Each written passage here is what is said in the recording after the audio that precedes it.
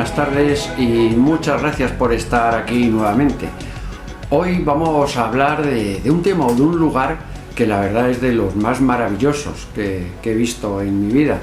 Yo durante muchos años y en mis principios pues trabajé como guía de expediciones, llevaba gente a los gorilas de Ruanda, del Zaire, seguía las migraciones de los animales cuando iban de una parte a otra del Serengeti, del sur al norte, siguiendo las lluvias como deben de hacer los nómadas buscavidas, como hizo el hombre entonces, exactamente lo mismo que ellos. Durante esos años, bueno, fue un trabajo que, como decimos siempre, y como dijo Confucio en su día, búscate un trabajo que te guste y no trabajarás jamás en la vida. Pues al final ha sido mi máxima. Yo no pienso que he trabajado jamás, yo no pienso dejar nunca esto que llaman trabajo, porque bueno, moriré matando, porque a mí me gusta lo que hago, me compensa, me llena y sobre todo me hace ver muchas cosas que me hacía ver, como por ejemplo cuando conocí a los masáis. Esto es un bastón de mando masái, de un jefe masái. Y muchas veces cuando esos hombres que viven en plena naturaleza, entre animales salvajes, son ganaderos y bueno, y recolectores, pero primitivos, ¿no? Son muy primitiva la agricultura que tienen. Cuando salen con todas sus vacas a mitad del Serengeti, de la llanura infinita, en Swahili, que quiere decir Serengeti, muchas veces solamente llevan esto, un bastón para defenderse de todo, de lo que hay allí. Tú que jamás lo cruzarías, incluso armado, tienes que ir con 1000 ojos mirando para todos lados, porque todo lo que hay es hostil. Aquello parece la casa de campo, parece un jardín, pero no, que allí cualquier cosa de las que puedas encontrar puede acabar contigo. Pues esos hombres, los masáis, los kikuyu, que para mí está incluido cuando se habla de los 5 grandes de África, ¿no? León, búfalo, leopardo, elefante, rinoceronte. Se habla de los 5 grandes de África, los Big Five, pues tenían que ser los Six Five, porque los masáis estarían incluidos también entre los grandes. Son un pueblo que dentro de su dificultad de vida y lo que han sufrido han conseguido adaptarse, o consiguieron entonces adaptarse a esa vida, porque luego llegaron ya a los parques nacionales, llegó, pues como siempre, nos llegó el negocio.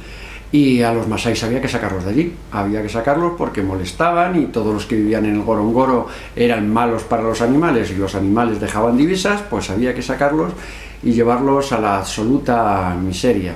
Todas las fotos, verán fotos de todo esto que les estoy hablando, impactantes, son todas realizadas por mí, son todas mías, y ahí verán lo impactante y lo duro que es vivir allí, incluso ahora que ya los masáis, pues bueno, como es otro atractivo turístico, algo van sacando, pero es tan duro ver a esta gente, un pueblo de guerreros donde su iniciación era cazar un león.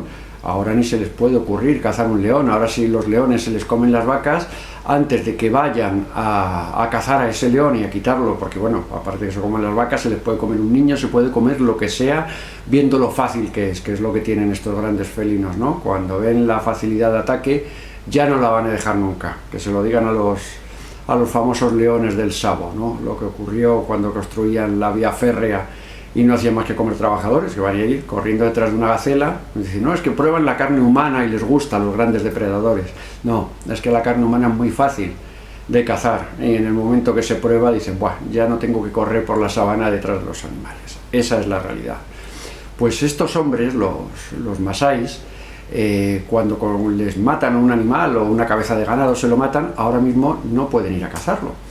Simplemente el gobierno se lo dicen, llega un señor del gobierno y les paga la vaca, pero que no vayan jamás a cazar un león, ni pueden hacer pruebas de iniciación, esa famosa prueba de iniciación que iba el masái con una lanza de estas que hay por ahí, con una lanza enorme, la clavaba en el suelo y esperaba que saltara el león. Ya cuando saltaba el león, o se ensartaba o le caía él encima. Había un 50% de posibilidades.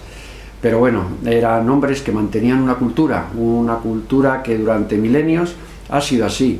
Y hoy en día, pues bueno, te llevan a enseñarte sus poblados, las bomas, las casas esas donde viven, que están hechas con mezcla de mierda de vaca y barro, como el adobe, pero simplemente con desechos orgánicos, ¿no?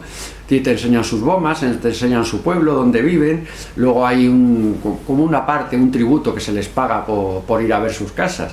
pero claro, los guías siempre se llevan las 3/4 partes de ese tributo. Esas son las peleas que han tenido desde el minuto uno, ¿no? Desde que convirtieron aquello en atracción turística. Es algo diferente, es algo ver en pleno siglo XXI cómo viven, cómo sigue viviendo esta gente. Dice, bueno, es que no están acostumbrados, como no tienen necesidades. No, señor, viven totalmente en la miseria bendita y absoluta, es donde viven. La única ventaja, que no necesitan nada para vivir. ¿Por qué? Pues porque no tienen nada. No es porque ellos pasen de las necesidades o pasen de todas las cosas que podrían tener o de las que podrían disfrutar, es que no tienen nada. Y tampoco se les da nada. Primero, ahora ya hemos llegado al punto de que si les damos algo dejamos de ser atractivo turístico. Ya en cuanto les veamos con unas Ray-Ban puestas, ya no van a venir los turistas, ya no interesa. Estamos en un momento difícil, por supuesto, en un momento difícil que se ha cortado muchísimo el turismo, más ahora con todos los problemas de África, que era el único lugar del mundo que seguía funcionando más o menos bien hasta ahora con el turismo. Pues parece que tampoco interesaba y había que cargárselo, ¿no? Por ejemplo, en Sudáfrica, dicen, oiga, que yo tengo infraestructura para vacunar a la gente, lo que no puedo es pagar 15-20 dólares por cada vacuna. Póngamelas al costo, que son unos céntimos, y quitamos los royalties. Pues no hay vacunas, se ha creado una cepa bestial que ha venido de allí, del sur de África, y ya está, pero no pasa nada, las vacunas no se bajan de precio, señores, los royalties, eso es que ha costado mucho la investigación, pero estamos hablando de seres humanos, no estamos hablando de otras cosas, pero parece que eso no se piensa nunca.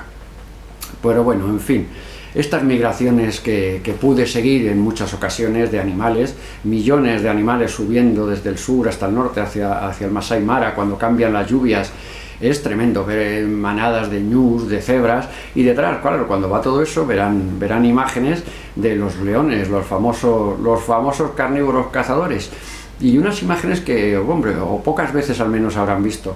Los leones saciados. Hay imágenes de leones tirados boca arriba, reventados de comer, con una panza que les va a explotar porque ya no pueden más. Esas son las épocas de bonanza. Luego sabemos lo que viene después de esas alegrías, sabemos que viene la tristeza de que no hay nada.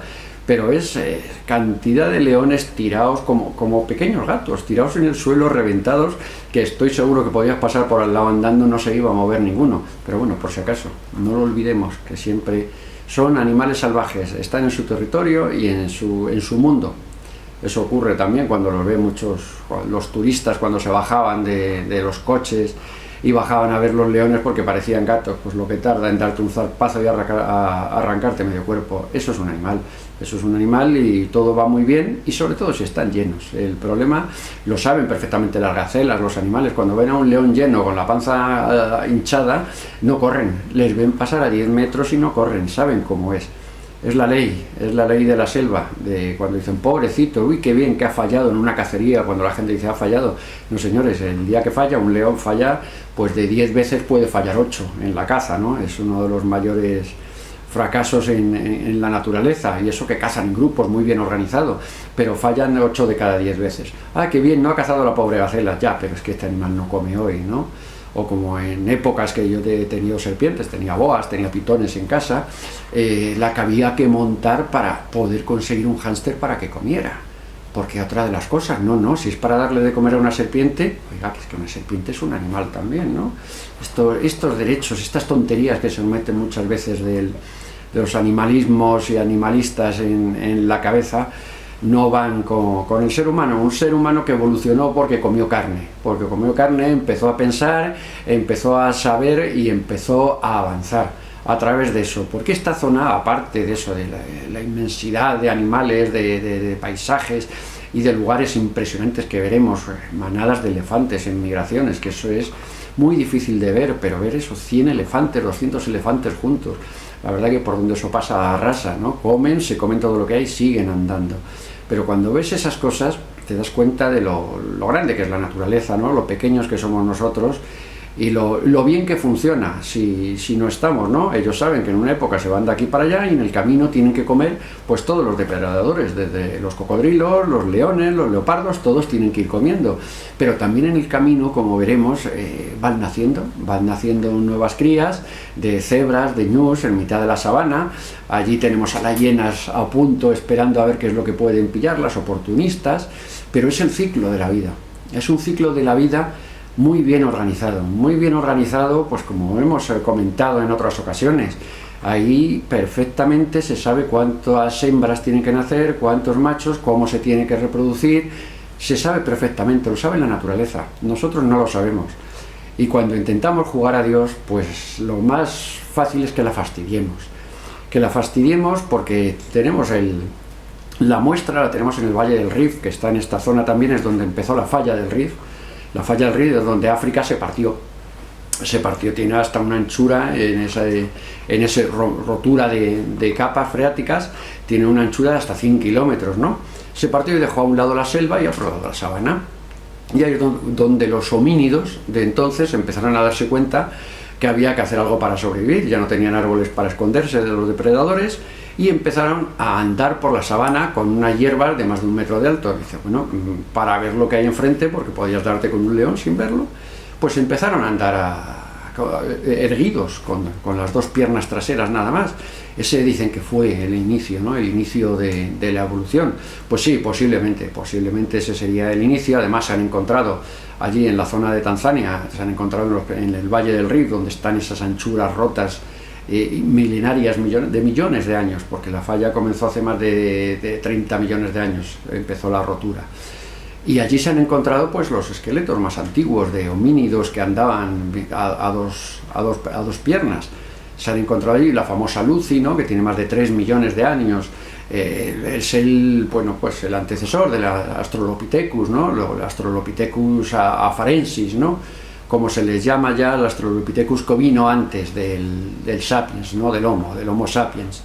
Pero ahí tenemos eso, es lo de siempre, lo que siempre hablamos. Ahí es donde llegamos al eslabón perdido de decir, bueno, y de aquí a ahí sí, perfecto, pero ¿cómo? ¿Por qué? ¿Cuándo? ¿Cuál fue la razón? Ya se ve que desde hace miles, millones de años, pues empezaron a trabajar los primeros Homo erectus, empezaron a trabajar con piedras, a cortar carne, empezaron a utilizar pequeños utensilios muy rudimentarios que se encuentran todos allí. Hay un museo justo donde está toda la rotura de la falla del Rif, y ahí ves pues pequeños utensilios que son, pues al fin y al cabo, son trozos de piedra que los convirtieron en cuchillos, y empezaron a cazar, conocieron el fuego. Ahí vinieron los avances. Y luego empezaron a migrar, como los animales, como eran lo mismo, tenían que ir siguiendo la caza. Hasta que se hizo ya recolector, el hombre se hizo recolector, no agricultor, sino recolector de lo que pillaba, y empezaron a hacerse sedentarios, a hacer grandes ciudades. Pero grandes ciudades en un mundo que no era nuestro, porque el África de entonces era mucho más fácil. Tú en el África de hace miles de años, tú estirabas una mano y comías, cogías algo de un árbol y comías. Hoy estiras una mano y lo más fácil es que te la corten, porque estás robándole a alguien. Ese es el África de hoy, es el África problemática, y sobre todo porque siguen viviendo con esas mismas ideas, sobre todo de raza, de cultura, que siguen manteniendo con todas las cosas malas, por supuesto, que le da el ser humano. Tú llevas a aldeas masáis que están perdidas de la mano de Dios, y es otro mundo. Llegamos a lo de siempre, al que no está influenciado, llegamos a la buena gente que no tienen absolutamente nada, y allí te están invitando, no es ni por dinero, ni por regalos, ni por nada, por verte, por estar contigo. Muchas veces en las aldeas perdidas no han visto un blanco nunca. Los blancos los ven solamente en las aldeas que están concertadas para poder ir a visitarlas. Ese es el mayor problema de este falso llamado primer mundo. Pero bueno, como falso llamado primer mundo, ¿qué vamos a esperar de él, no? Pues solamente podemos esperar que intente avanzar, que los dejen tranquilos, y que desde principios de siglo que empezaron los safaris, que se vaya a verlo, por supuesto, porque son cosas únicas en el mundo, y les repito que ver esas migraciones son cosas que se te quedan grabado en la retina, y piensas, lo único que piensas en esos momentos es por qué no habré hecho antes estas cosas. Y son únicas y sabemos que pronto se acabarán también, porque aquí se está acabando todo. Igual que nos quieren acabar con la Navidad, querrán acabar con la naturaleza. Hay que acabar con todo lo que sea molesto o con lo que nos haga pensar, nos traiga historia, nos traiga recuerdos, o al menos esto nos traiga los recuerdos de lo que era el ser humano. Porque nosotros no tenemos la libertad, nosotros no somos la libertad, pero nosotros sí podemos conseguirla y sí podemos mantenerla. Porque al fin y al cabo, la libertad, lo único que lo coarta, lo único que frena la libertad, es el miedo. Es el miedo. Cuando tú tienes miedo y no haces las cosas, te estás cortando tu libertad. Más miedo que yo, poca gente habrá pasado, les aseguro. Yo he pasado muchísimo miedo en muchísimas ocasiones, en guerras, en viajes, en accidentes. He tenido absolutamente de todo, desde accidentes de barco, a avión, coche, todo lo que puedan imaginar, aparte de intentar fusilarme en varias ocasiones. Pero a pesar de todo, tú cuando tienes miedo, tú tienes que superarlo y tienes que salir de ahí. Y cuando tú superas el miedo, ahí es cuando todo rueda. No tener miedo a lo que viene, a lo que va a pasar, y ahí todo rodará y todo nos llevará a conseguir lo que buscamos, que al fin y al cabo, eso es lo que queremos en esta vida. Muchas gracias.